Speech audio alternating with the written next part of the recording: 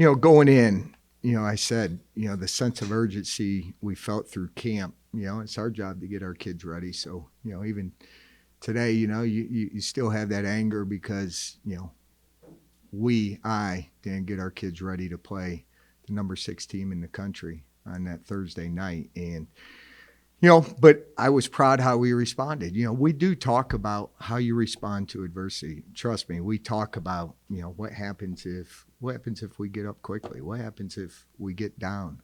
What happens if a ref makes a terrible call on a 60-yard touchdown pass in the first quarter of the game? How do you respond to those things? And, after that play, that touchdown, we probably didn't respond in the greatest way. It took us another 2 quarters to get in the end zone, but to see them fight in the third and fourth, because we got 40 new faces, and, you don't know until you play games.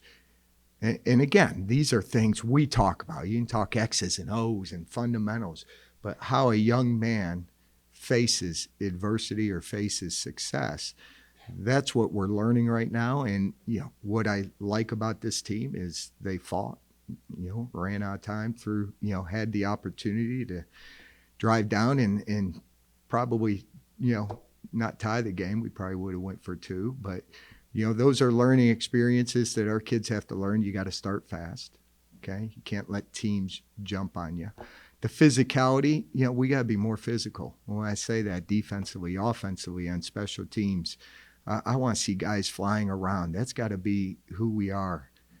Our kids, our new kids, got to understand this is the brand of football we want to play. So going into this week, the focus has been on us.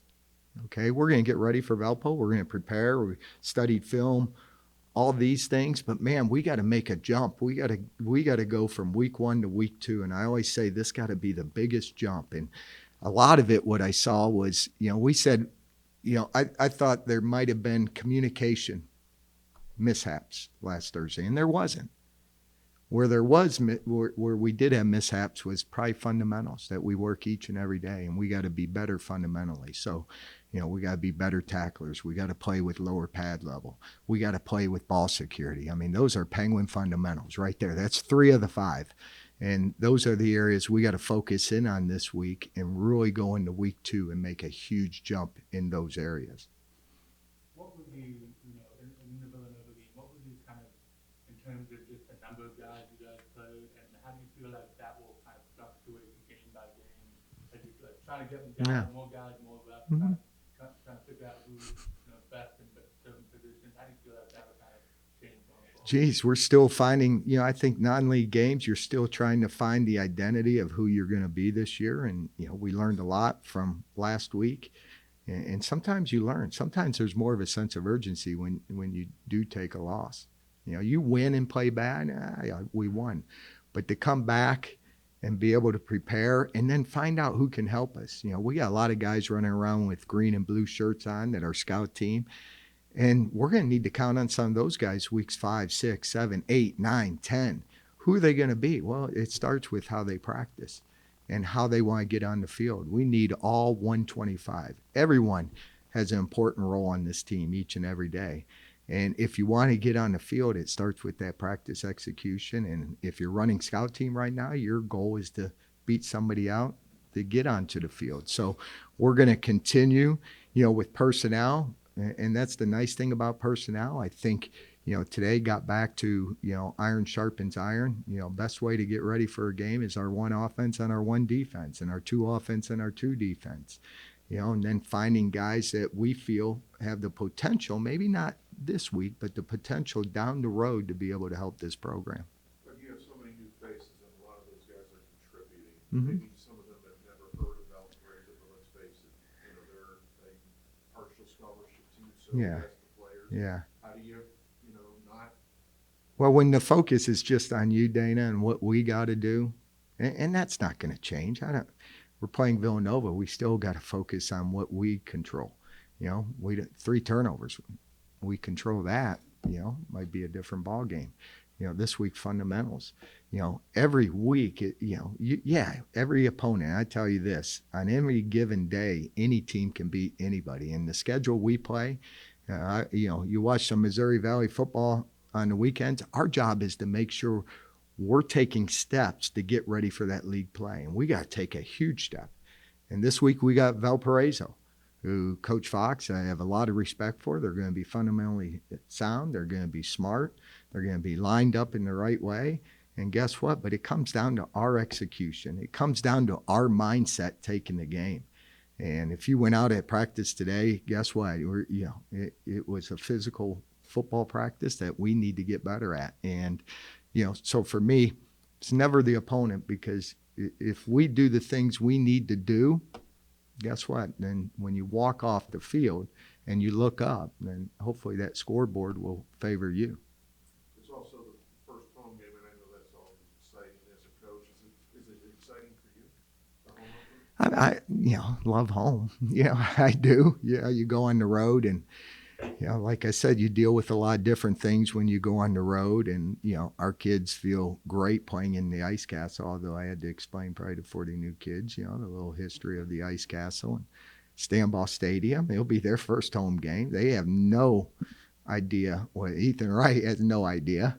He's used to Nippert Stadium in Cincinnati. So yeah, there's a lot of teaching that goes on.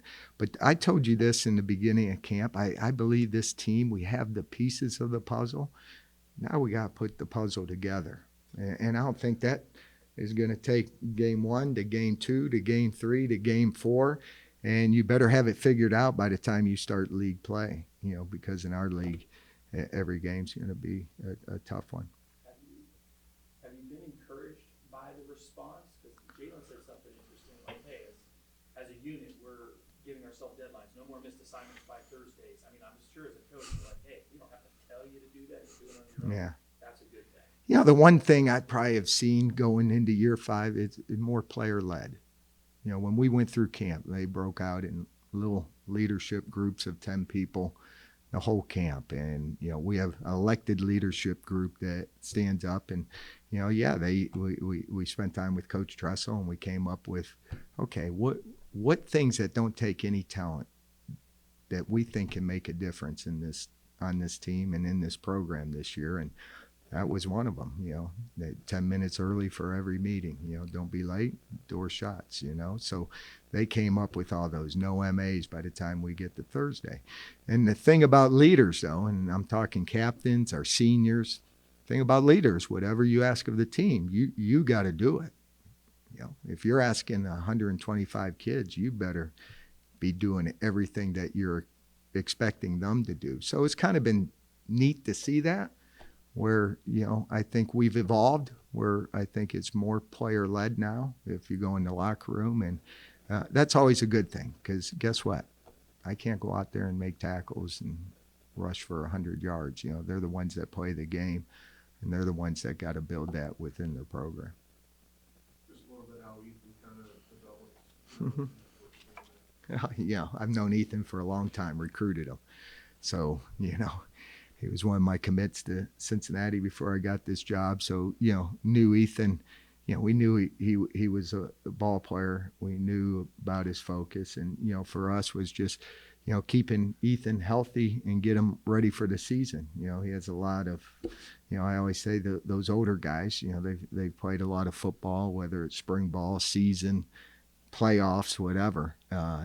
So he brings a sense of leadership to the team. I think he adds a little extra energy. If you saw him on the field, when he makes a play, I think he made a catch. He just brings energy. I know he likes having fun.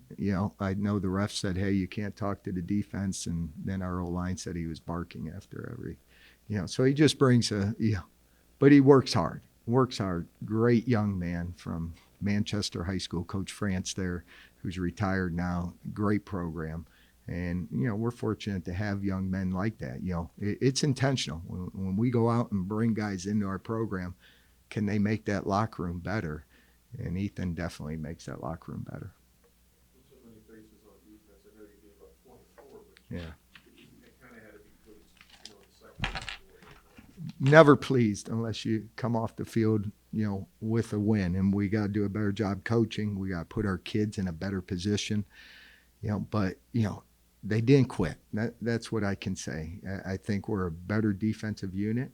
I think the more they play together, the more you're going to see them come together. You know, a lot of new guys learning each other, learning, you know, who they are, what my role is. And I think each week you'll see that improve. This week we got to improve physicality and tackling. That's got to be. We've been hammering that home, and we're able to have an extra practice, you know, on Sunday because of that Thursday game. So it's been about fundamentals for us. And what did you think of, you know, those performances in this first start, and what do you want to see from them, you know, as you mentioned, that week 1 to week 2 progression? Yeah, they can't squeeze balls in the tight windows. You know, you're playing against, you know, good football teams, and he's going to learn that. You know, one's his favorite route concept, and he knows, you know, read high, low. Can I go back down low? You know, so for him, you know, you learn by doing. John Dewey, you learn by doing until you get into a game, his first start, and actually get those reps at the speed that you're going to see at full speed. You know, the one thing you know, the 4th and 1, you know, it's an effort play. You got a first down. He's reaching, but we got to secure that ball is more important sometimes than you. And, you know, that 4th and 1, you know, those are the things, ball security. We got to take care of the football. But he got us back in that game too, you know, because he's a competitor. You know, at the end of the game, it was deja vu. I felt like they played, you know, drop 8, way off. Mitch tried to get it in the seam and didn't, you know, and, you know, what you got to do is just keep checking it down. And I think he's going to learn, but I really like his competitiveness, his leadership. You know, we just got to clean up those mistakes. And for his first start, you know, I thought he did a great job.